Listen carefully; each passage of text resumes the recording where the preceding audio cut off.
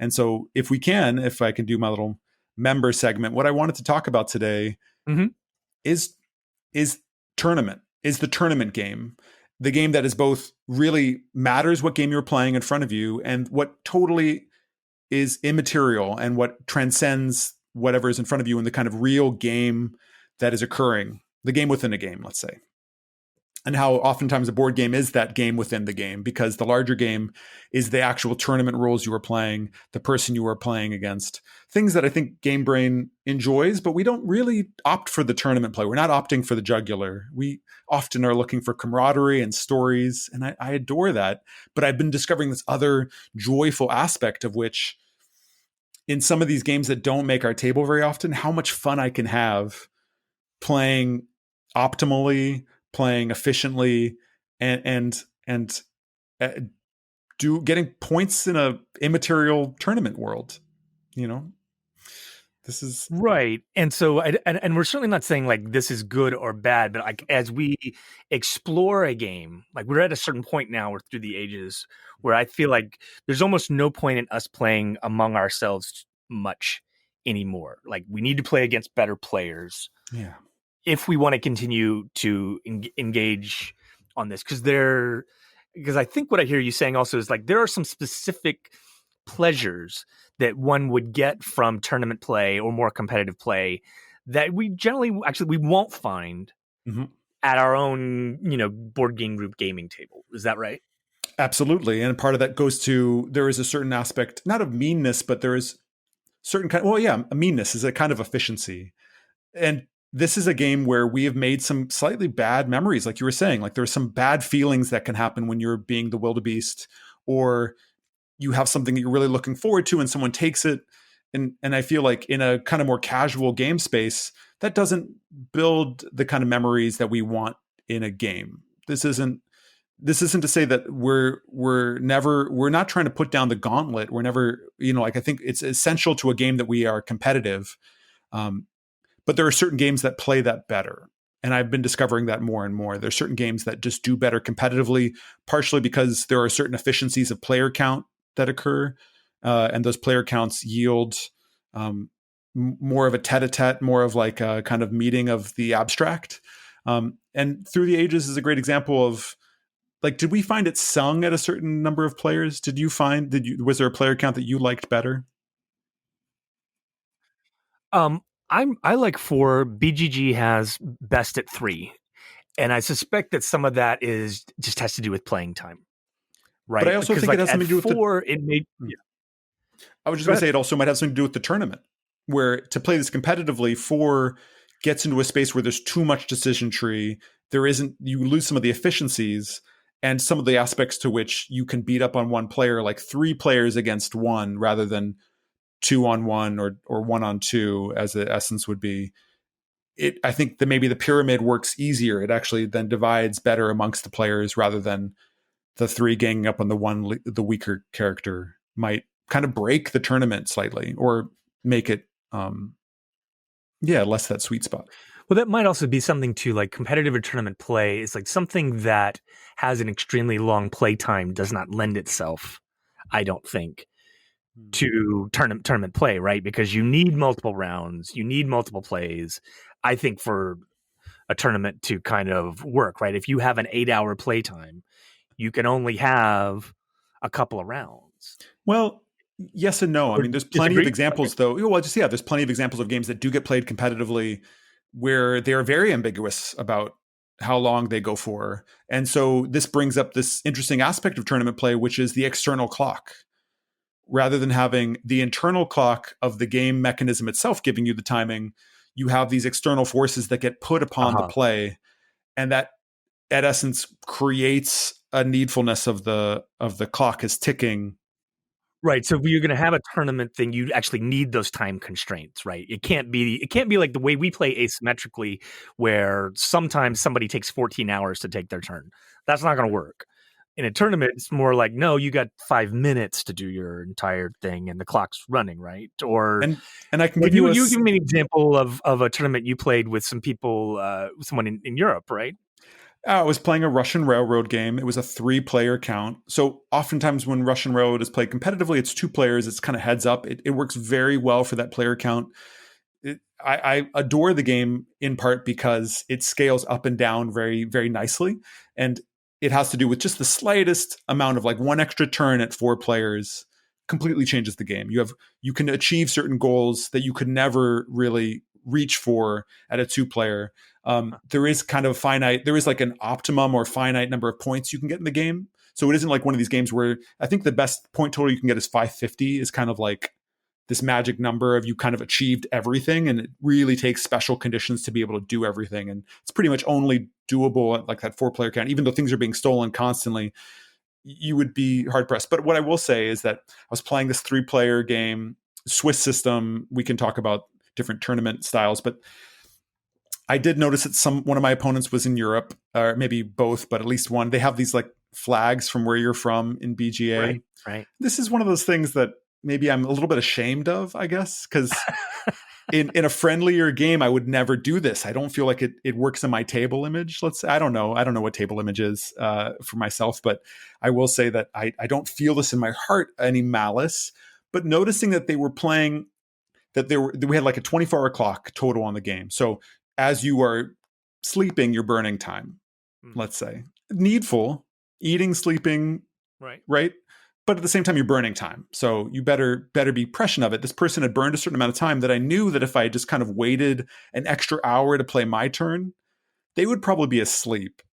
And when they would wake, 6-8 hours would have gone by and made their 24-hour clock pretty slim. And indeed, I think that might have factored into my victory because, dang, they got down to the point where they were like, if they don't do turns every second, like the end of a speed chess match where you got no time, you just gotta make move slap, move slap, and mistakes. Yeah. Especially in a game like Russian Railroad, where you can really, like, in going back through the game log, you can know exactly where you made a terrible error because you did something that seemed efficient at the time, but that wasted beat is enough to ruin your game. And there's something very satisfying about playing the efficient game, but it's something really kind of weird and mean and exciting about that clock ticking down and knowing that the clock is something that's going to exert a force on that player that will get them to make choices. And the whole thing about the game clock, the kind of classic chess clock analogy is present. And with tournament play, you find it expressed in games that don't usually have those kind of metrics.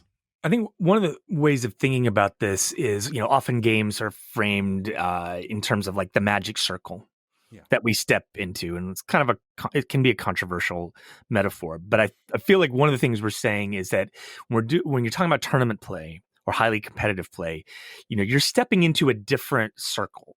Because I don't think like the takeaway should not be, hey, when you want to play these aggressive games where you punch other people in the face, it's better to do it against strangers. Yeah. Like that's not the message. The message is more like no. But when you play tournament play and highly competitive play, like it's a different set of rules and understandings that everyone just understands. That you're deciding I'm going to be the boxer and I am stepping into that ring, and there are certain rules for that ring, and that's going to be different than the rules of our casual game at Matt's office or Tom's office on Friday night, and like that's important to understand. And I will say too that I don't remember many of my matches, especially ones I don't win.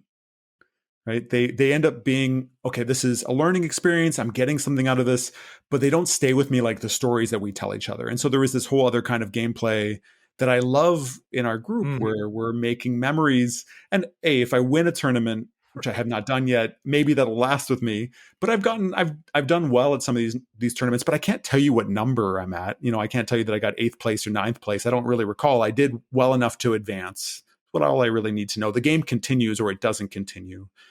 There's a satisfying aspect to that. And then there's also this kind of, like, there is something about placing, but the storytelling aspect of it doesn't seem to come up as much now. But there is really critical moments and decisions that I know I need to be on my A game, and that if I'm a little bit off center, or if I'm being thrown off by the clock, or the positional play, somebody playing in a strategic way where they're, like we were talking about through the ages, there is a way of playing the beats of the game. I think at tournament level, you would really be thinking about that. How can I either speed up that clock or slow it down? There's some games where that's very explicitly part of the game space. And for instance, Russian Railroads, it's not really that tempo-ish kind of game. Like there is a certain amount of like, you only have so many pieces, you can count the pieces of it. But with things, some of the resources like the trains, I can play an aggressive strategy of just constantly gobbling trains, even if it's not to my benefit, knowing that it's going to irreparably alter the way that the other person has to react. They have to start catching up by taking more trains in advance of when they would normally maybe do it in a turn sequence. And although this might seem kind of like arbitrary, because of course they could do it at any point and kind of, but no, the way you can exert pressure and force starts to really have an implication. So I love that nuance between the two modalities. And I don't think as well, I think there'll be some real joy in like a competitive game or these team-based games where we could play as a unit and kind of really work our strategies. Kind of, there's a whole different level of tournament play where you could play a co-op game or play as teams. There are certain games like it's worth mentioning. Bridge is a really interesting game because it is or Tichu at essence. I'm sure Tom would echo this kind of feeling of satisfaction being able to play really well with your partner, especially when there's limited information. And there's reasons why Bridge and Tichu and other games that are similar to that kind of stay relevant in even if they're not played widely, they still stay as a tournament staple. They right? lend themselves to competition, right? Mm-hmm. Yeah.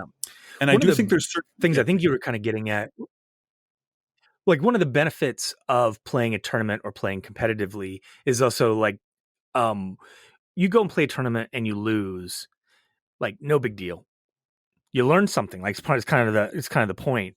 Like ironically, like our friendly game at game night, like if you play a game and you fail epically, it might be a tale told for years. It might be a smokescreen moment. It might be that, that game from Battlestar Galactica that people are still mentioning a decade later or whatever. Like ironically, like the downside stakes are much higher on the home game than they are on the competitive game, or at least that's the where I fit in yeah, on the this. legend and lore of it feel different. And we played some rounds of oh gosh, I have been wondering about what it's going to be like to rejoin our game group, right? To kind of get playing again all together, and how the new stories will get told, and if anything from our online existence will carry over. If any, it just doesn't seem like the space of epic stories. It has to. But But it's just you interesting. think it might get separated off? Less. I think it'll be less. I think The it'll be kind of there'll be this little like another asterisk to present. I will add one more thing to your point. I do find that when I lose in a tournament, I end up rooting for the person who beat me to win it all, as like maybe an ego boost to know that like I right. lost against even if they were lower ranked than me, rated than me, that they were secretly real Sure. good, and so that's why I deserve to lose. There's a little bit of an ego bruising thing that's nice. It like kind of feels good to be swept up in that little bit of storyline, but it's very short lived. That person tends to get knocked out by somebody even weaker than them, and like you just question your whole existence playing the tournament in the first place. It's neither here nor there, but yeah, it's there's a little bit of plot points. I had one other thought on the magic circle, just to kind of Please. of competitive play, of tournament play, that popped in my mind. In it, maybe it's just helpful in like identifying these different types of gaming spaces. When we play as a group, generally we allow backsies. Like it's often a point of discussion about when you allow backsies, and I'd say like the more we've played the game, the less we allow it. But still, generally, the idea is if it hasn't affected somebody else's decision, generally we will allow it. If someone is learning the game for the first time, that window expands tremendously, right? If you can at all in any conceivable way roll it back, you roll it back. Then you get to tournament space, and not only do you not get the backsies, but I would say like it's rude. It would be deeply rude to ask for one. Like do not ask your opponent if you can take something back in a tournament situation. Don't make them be the jerk because you screwed up. Like take your lumps. It's competitive play. It's unforgiving. that's the space, and understand that going in. But it's just like it's a helpful example of like these are different spaces, and sometimes it's really fun to be in that space. I used to play more, especially because I was playing. I liked playing in Agricola tournaments.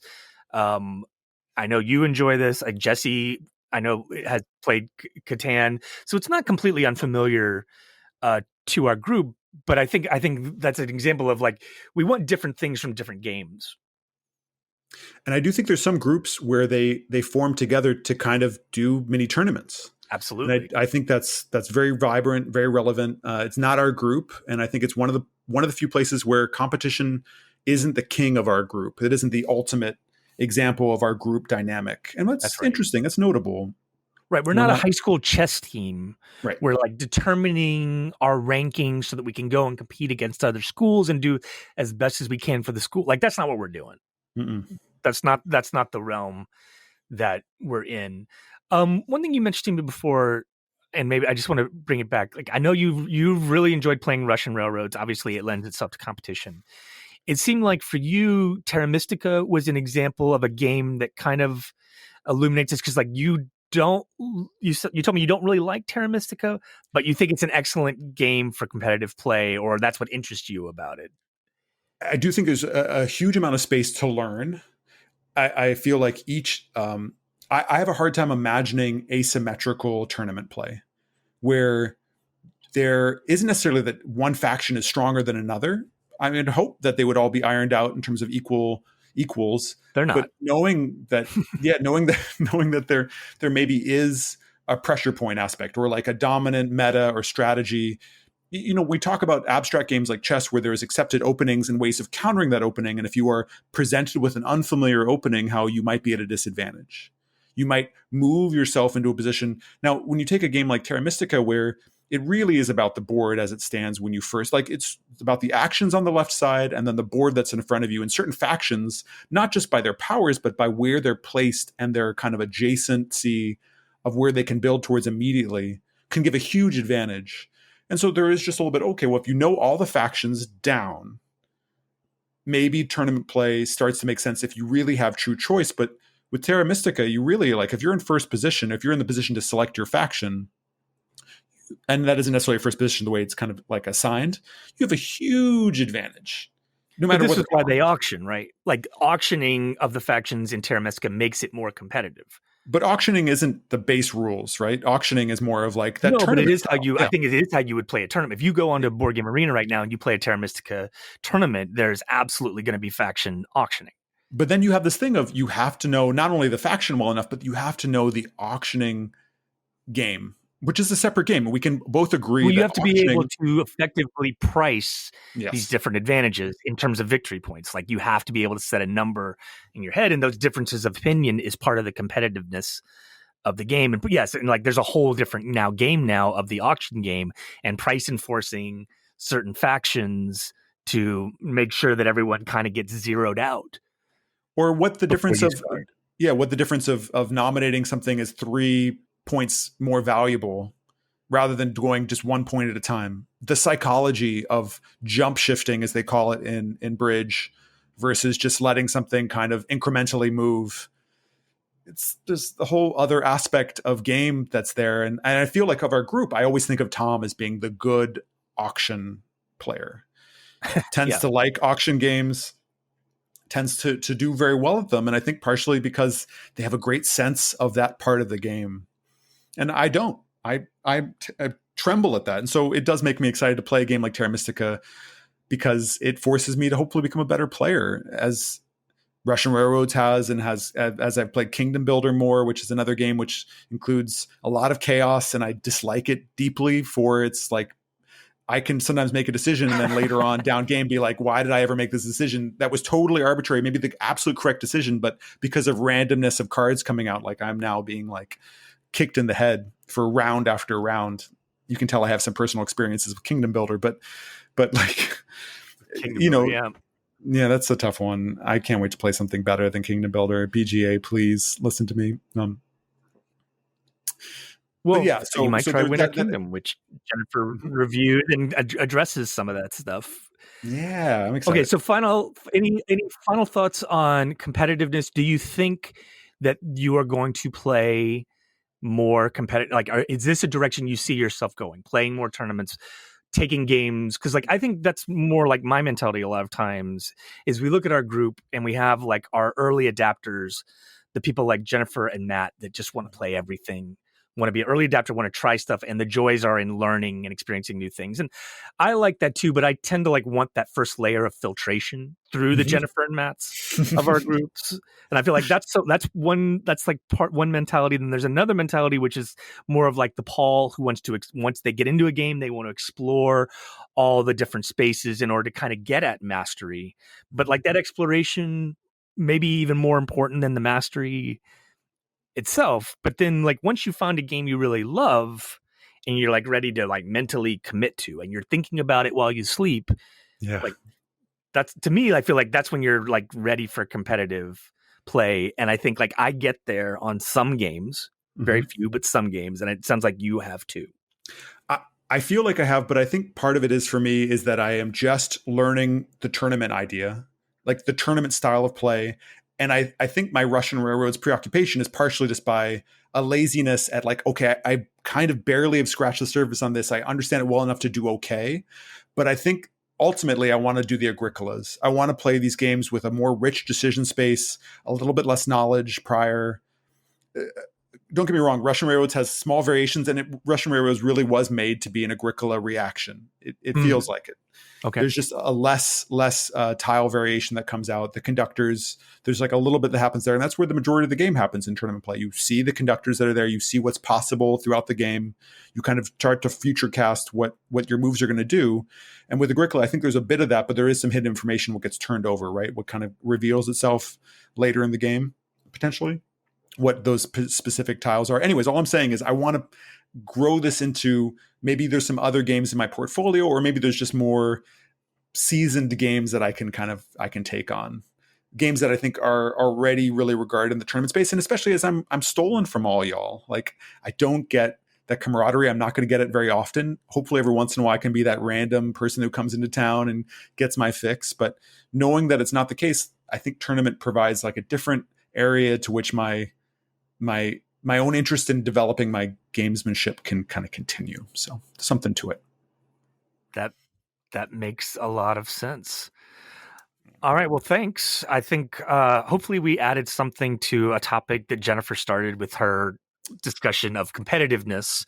I think we were trying to look at, specifically here, like tournament play, but also, looking at this isn't just about like competition among your friends, but like, taking it to that other level. And like, there's some real pleasures there. And so it's hopefully we got at some of them. Hey, if you enjoyed that video, you very well might enjoy the other videos you now see being suggested to you on screen. Also, we'd greatly appreciate it if you could like, share, or subscribe to our Game Brain channel. Thanks so much.